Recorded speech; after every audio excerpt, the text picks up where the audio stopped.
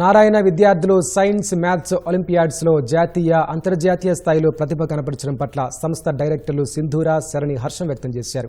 ఇటీవల రొమేనియాలో జరిగిన international junior science ఒలింపియాడ్లో Narayana విద్యార్థులు శ్వేతాంక్, భవ్య బంగారు పతకాలు సాధించారని ఆ విద్యా సంస్థలు ప్రతినిధులు ప్రకటించారు. ఈ పోటీలో భారత్ మొత్తం 6 బంగారు పతకాలు సాధించగా అందులో 2 నారాయణ విద్యార్థులే కైవసం చేసుకున్నారని డైరెక్టర్లు తెలిపారు. మరో 144 మంది నారాయణ విద్యార్థులు ఇండియన్ నేషనల్ మ్యాథమెటిక్స్ ఒలింపియాడ్కు అర్హత సాధించారని వెల్లడించారు. ఈ నేపథ్యంలో నారాయణ సంస్థ డైరెక్టర్లు శరణి, సింధూర మెడల్స్ సాధించిన విద్యార్థులను అభినందించారు.